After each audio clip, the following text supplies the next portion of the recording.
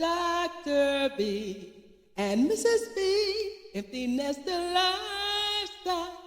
Ba-da-da-dee-da-dee-da-dee-da, la la la la. We are back. That's right. We are back to the DrB and MrsB Empty Nester Lifestyle Podcast Show, Mrs. B. Hello. Welcome, audience. Welcome, podcast listeners. Excited that you are here listening to us from Mrs. B. And this is Show. Guess what? Guess what, Miss Show? We're moving on to a different topic. This is podcast show number 54. And let me give you the title. Podcast show number 54. What is your best age lifestyle decade? What is your best age lifestyle decade? And the reason why this topic has come to the top is that Mrs. B and I had a great discussion just the other night, and it was a lively discussion. Again, we don't hold back in our discussions, and when we had the lively discussion, guess what? Even Mrs. B said, we got to have a podcast show on this, because she was all riled up. And I said, what are you saying? What are you saying? So it came to the debate about age and longevity and active lifestyle. So that's the topic. That's general, the issue. Let me take care of some business first, Mrs. B.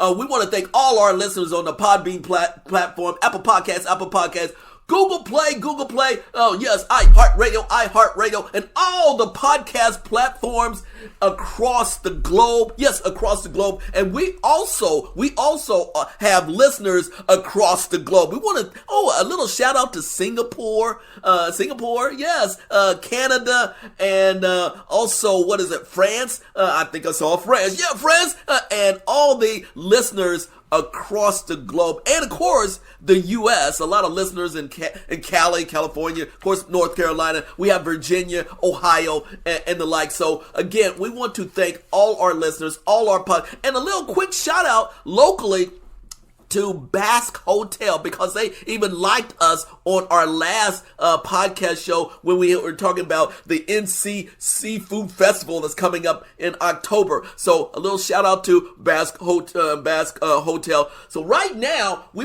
really want to dive deep. We're shifting gears, and we're I know everyone was waiting for this, getting back to empty nester lifestyle. And what does it mean? And here's the issue, Mrs. B. Should we put an age category on how, or age barrier on how active an empty nester can be? True. So here's I'm posing the question to you. It's an open forum, Mrs. B. I'm going to give you the open forum right now. All right. Because Mrs. B kind of caught my attention when we were talking about this, and it was a lively discussion. Again, a lively discussion. When Mrs. B and I have these lively discussions, it gets heated. It gets heated. It's getting heated.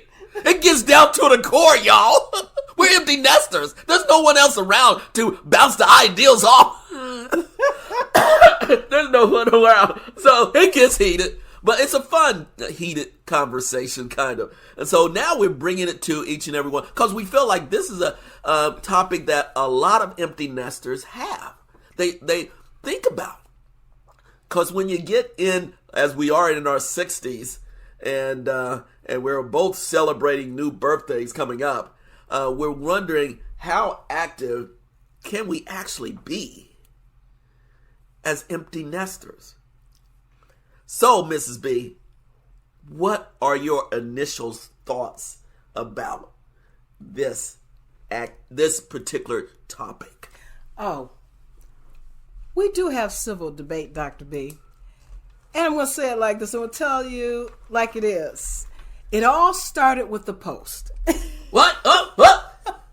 I am on certain social media platforms and professional networking platforms. And there has been discussions about the age debate, how old is older, Yeah. And at what age and at what decade?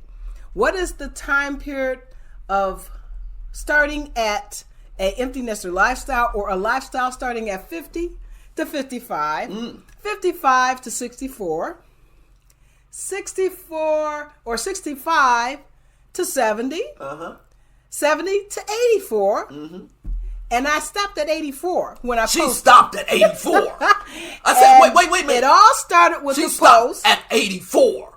and I thought, well, that's the age group that I usually affiliate with, that stays active around who I am. And then I realized that that's when all the discussion flooded in.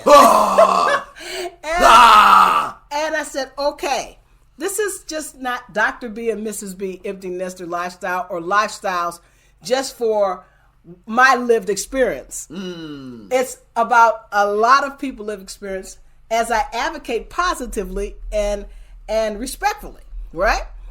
And so that flooded in a lot of things, from retirement companies or that are financial planning for age groups. Yeah, retirement And companies. it started a network of people posting things about counsel on aging groups, and what age is lively, what age is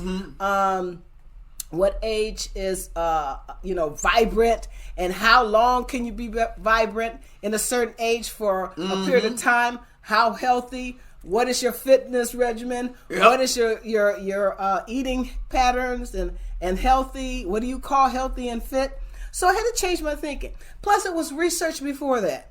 So I pulled up some research from Mrs. B did some research, y'all. Of course I do. I always do research. I'm talking about on this topic. On That's this all. topic? I know you always do research, Mrs. B. Come on. Okay, so this is how it started. So I'm looking at, and I'm going through some things about age groups, and we're planning out some of the events that we're going to do, including art sales and glorify arts. So I'll pull up this article, and it says, from an... What's the title of the article, Mrs. B? From a author, Samantha Green, and it's from what's called influencers.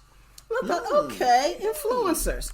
And the article is from Industry Trends by a website called Influencers.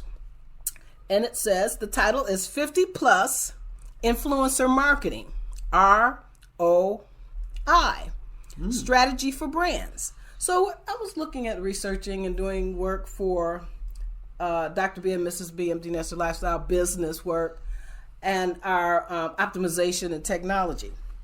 And so as I came across the article, I started reading through it, and I thought, wow, I got to post this. I got to share this. And it says, the most underpriced audience in influencer marketing.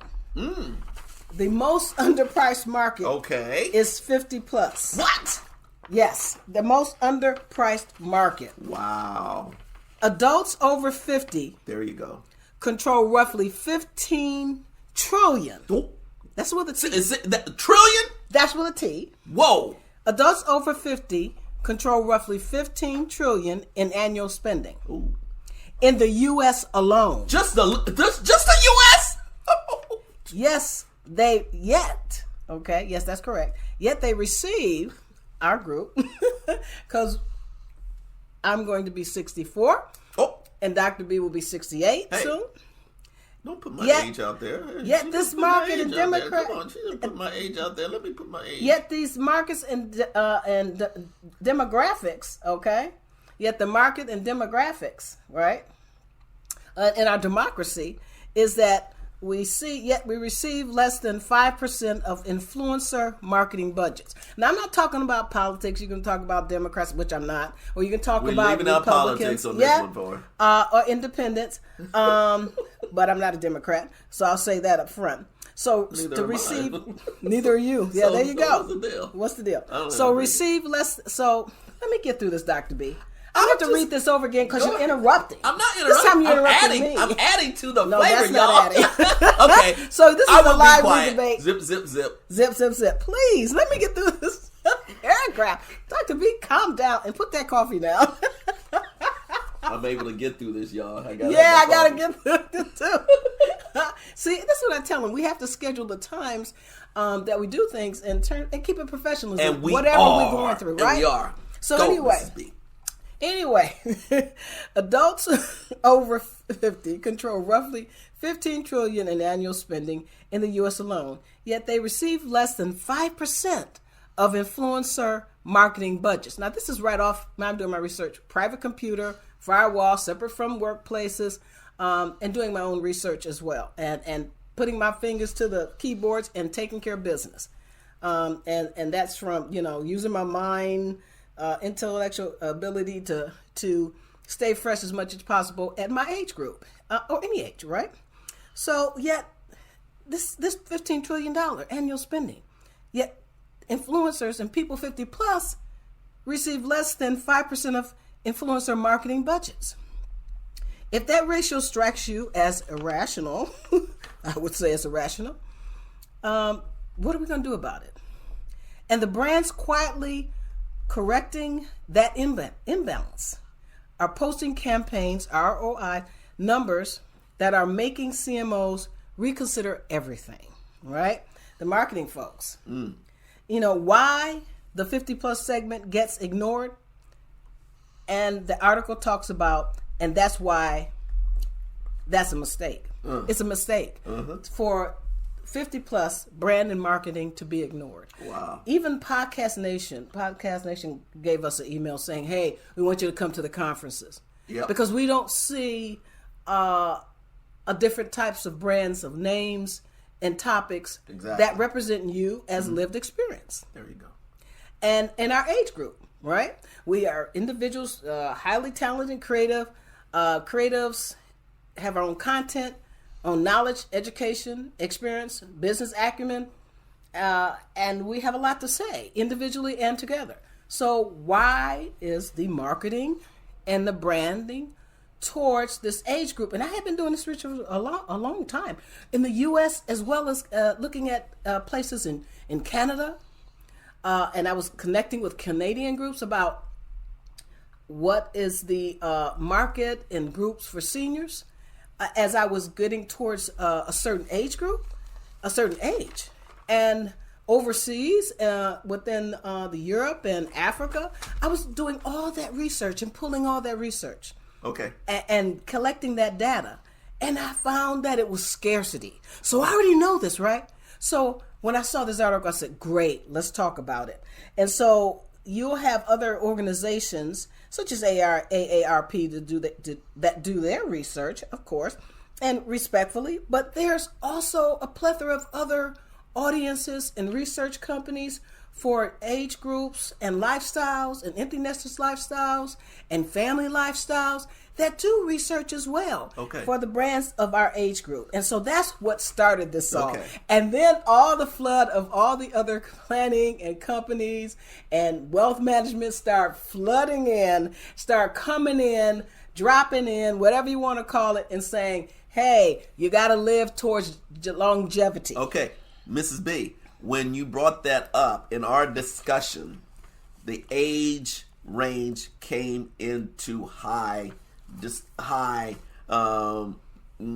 awareness for me, because I said, okay, 84, and yet you got that, you have that research that says there's an untapped market in the empty nester category, and they are also very active.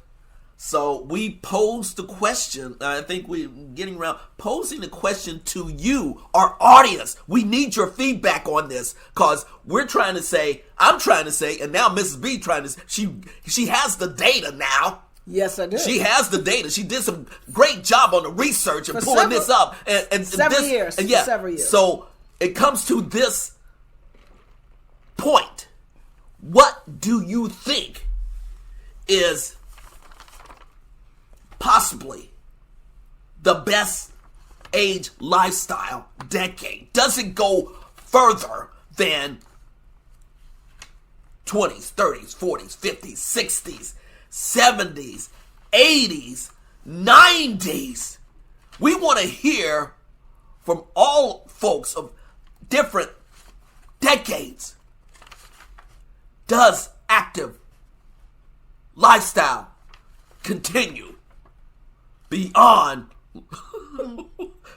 I hope it does, believe it, way beyond 84. Now, and in the 90s. Yes. And again, now let me just bring it to another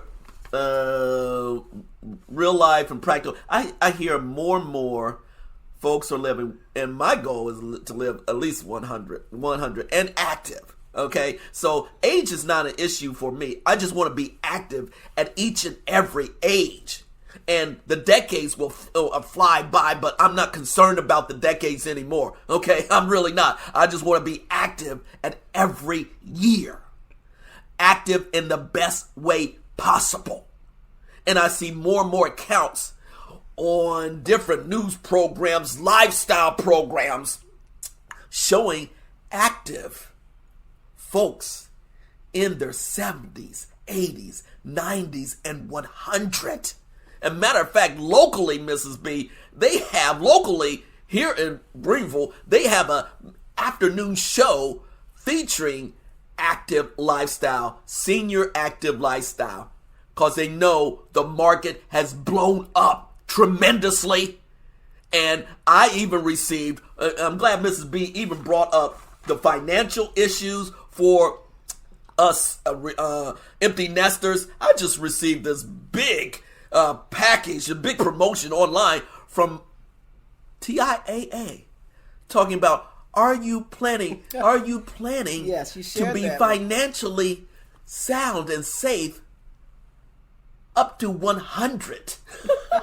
They even brought in the century number 100. Are you safe financially? Cause why would they do this? Cause they know many of their customers are living longer and active. So when you have financial companies, research companies, over $15 trillion being generated by empty nesters, there is something going on that's not being communicated to majority of the empty nesters and non-empty nesters. That there are larger and larger percentages of folks like me, Mrs. B, and I that are living active lifestyle. that is true. When Dr. B, oh, wonderful. What do you think about that, Ms.? First of all, I want to give you kudos and pat on the back and praise, because that was the point where a reckoning point where when you shared that information with me, I thought, oh, I see what I did. So what I did was go back and change some of the paragraphs on my post, expanding my view, doing a little bit more debate or more discussion, and I moved that age range from 84 to 95 and beyond. Right, so I took a tip from TIAA, Teachers Annuity Association, and as well as other investment and financial companies, and as well as my past financial work experience dealing with people, and which I should have known better, dealing with people, working with people, and as clients who are older than that, older than in their 90s, they're doing their work, they're doing their taxes, they're doing their farms, they're doing their businesses, their corporations, financial investments. So I know I should have known better. So that was a correction. And that's a reckoning for everyone out there. Wow! That you would then self-correct and go in and say, expand what your lifestyle is. And then I remember my parents. How active were they at a certain age? Even if you have different types of conditions, health conditions that happen to you, how active are your family members around you to be with you and take care of you? How independent living of a lifestyle that you can live to take care of yourself and be self-sufficient. So I changed that real fast, right? Now, to expand beyond, stay healthy. You made me think about and something. a healthier lifestyle beyond just a certain age range. You made me think. Can you put that on LinkedIn? I did already. Okay. I had to go back in and change it. Can you make a point about it again, goodness. though? This is I will so make another significant. point. I said we're doing a podcast Yeah, on I it. know. So I'll make, and this is what we're doing now. Yeah, I know. And I'll make another point. But that just made me think about it a just little some bit more more. facts about it. Go ahead, Ms. B. This particular author of the website called Influencer. Okay. Is just one of the authors, Miss Green. There's Montana. There's McLoy. There's several other authors, and I think one of them, the authors and the writers and the marketing, runs the entire website. And I can't recall her name right now, but she is on that particular website that they built as senior list and across the country for all types of living age groups in terms of how seniors do well, discounts, how they stay fit, all those types of things. So just let me pull out a little bit more data. Go ahead. The 50-plus audience controls household budgets that influence family purchases. For instance, a grandmother recommending a travel brand shapes decisions of 3-generation family travelers. Wow, right? Because you're traveling, you're on the road, DrB and MrsB on the road. And a different lifestyle we have coming up, whether it's the Seafood Festival, or the South Beach Food and Wine Festival, or the North Carolina Seafood Festival. And that's revenue, because that shows up in revenue. That's a very good point. That multiplier does not show up in a standard cost per engagement calculation, but it shows up in revenue. And that's what businesses want. That's what marketers and corporations want as well. That's what investment companies want. That's what retirement and saving companies want. And when you have to budget and different things, you got to make ends meet for whatever reason. Something comes up, you adjust it and you move on, you go on, and you make sure that you monetize. That's very important. And lessons learned, you just keep going and you correct any type of financial situations. And then you also go on to make a plan about how you're going to do your websites or whatever things that you're going to plan out, or other actions that you're going to do. A little bit more data. Audience trust and credibility. Creators who are 50 plus have typically built their audience over longer time horizons, lived experience. Yep. All right. The followers, and sometimes you don't even know that you're getting the followers. It's not always the data that you pull up or the data that somebody else sees. It's somebody else sees that, and they have a network that they alert to, that they pull information from, that these 50 plus market influences, and then all of a sudden we don't show up. Yep. What's going on here? Right. And so multiple layers of platforms. The followers are not a product of viral moment or an algorithm spike. They accrued through consistent expertise driven content. That trust. That's important. That trust. That is exactly the point. That trust transfers to sponsored content in ways that younger trend chasing influencers often cannot duplicate. Right? Yep. And I saw a lot of duplicate businesses going on, and particularly also from foreign countries. We're in the USA, America, but from overseas, that, either thinking of tweaking the idea a different way and it duplicates, but it's almost a content. And people got to look into copyrights and infringements and all those things. But the important thing is be yourself and be original, right? That never goes away. That's not a trend or a fad. So for example, when a 58-year-old financial planner who has been creating content for a decade recommends a product, her audience or his audience reads it as a peer recommendation. And so that's the thing. It may not be a paid placement. But at the same time, if you're in it for revenue, that's what it's about, and profit. So pull out a few more facts and data. I used to do We're running a little long, Mrs. B. That's fine. I used to do a lot of data in the past, way back in 1989 and in 1990, and then throughout my portfolio career.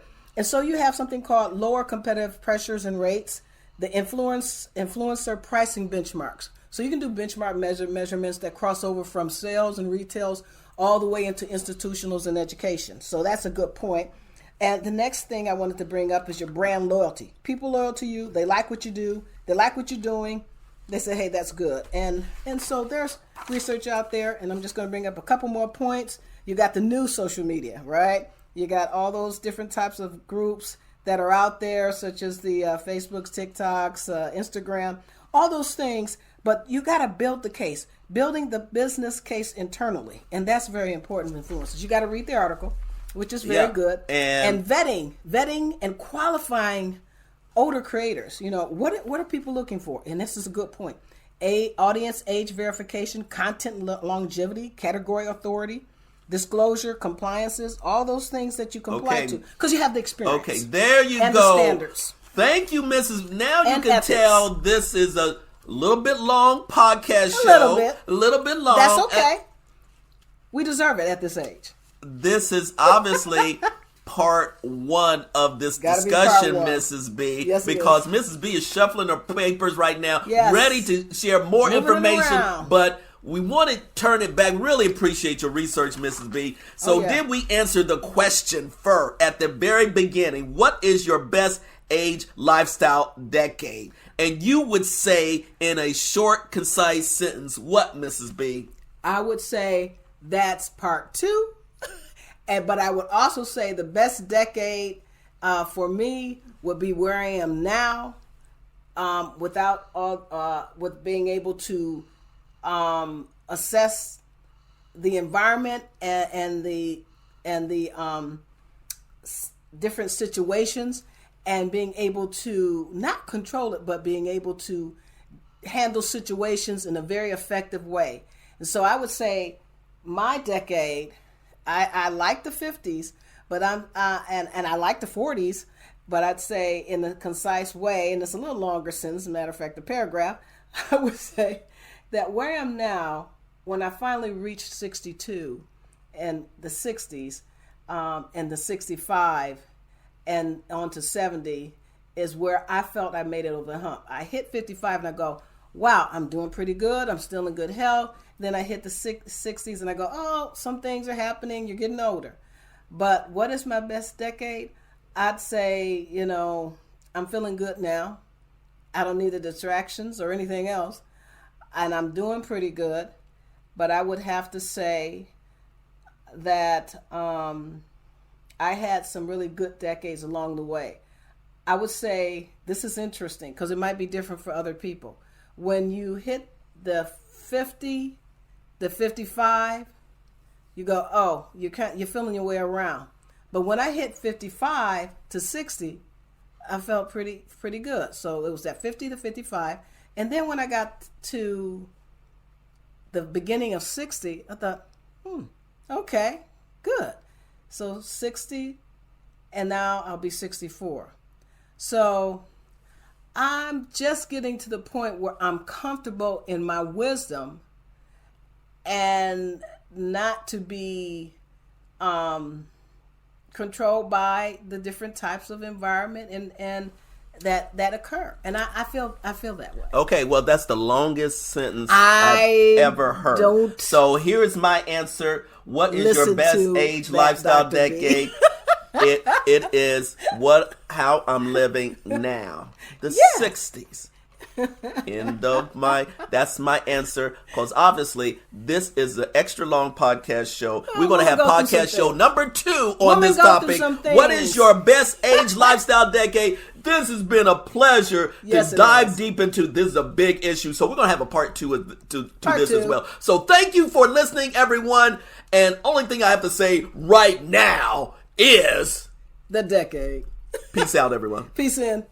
DrB and MrsB, empty nester lifestyle. Ba da da dee da dee da dee da, la la la la.